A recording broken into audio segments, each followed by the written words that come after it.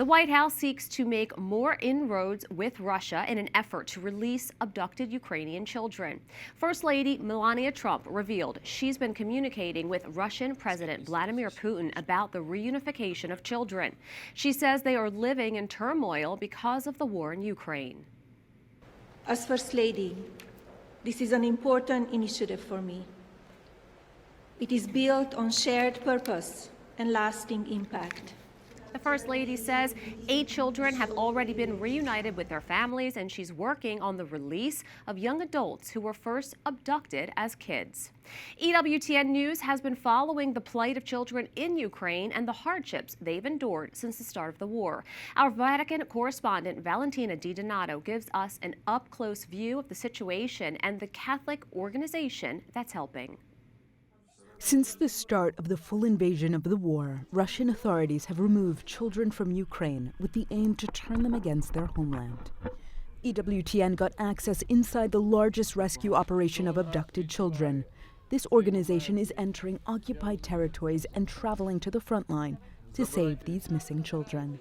Believe me, you never have seen this before. This is one of those buses that help rescue thousands of children, bringing them to safety. Every day we are rescuing kids and their relative from danger. And this is very unique bus. We have several buses like this.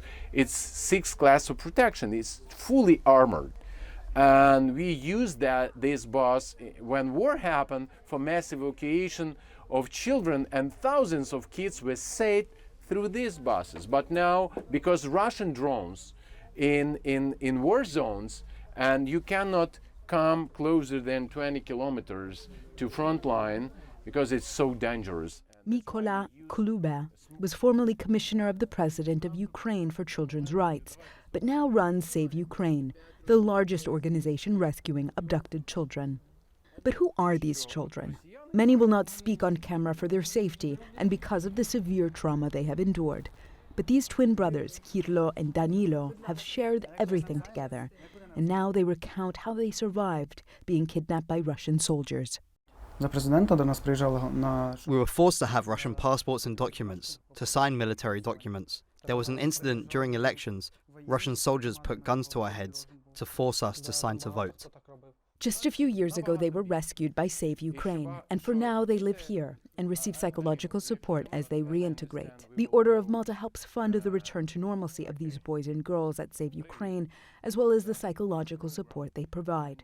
Alessa is the boys' case manager and psychologist. She and her child were also rescued by Save Ukraine, while the Russians occupied her hometown outside of Kiev. Like all of the case managers here, she knows what these boys and girls have experienced firsthand.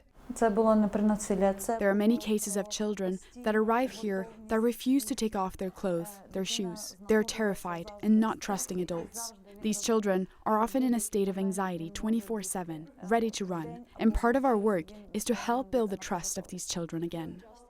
In March 2023, the International Criminal Court charged Russian President Vladimir Putin for the war crime of the unlawful deportation of children and unlawful transfer of children from occupied areas of Ukraine to Russia.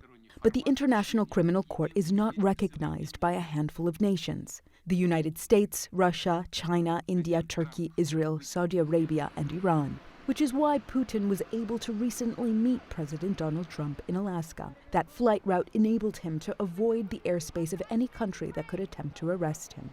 But the rights of the most vulnerable, children, have been compromised, Mykola Kuluba tells us.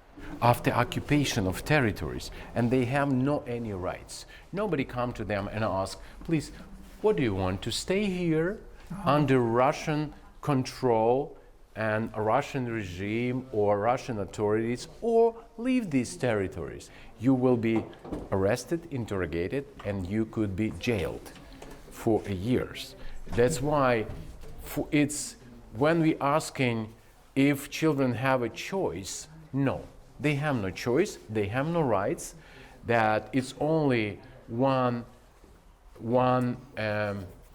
thing could happen, they want escape of that, to leave Russia, to leave occupied territories, but Russia banning their escape. Pope Leo XIV's first meeting as pontiff was with Ukrainian President Zelensky.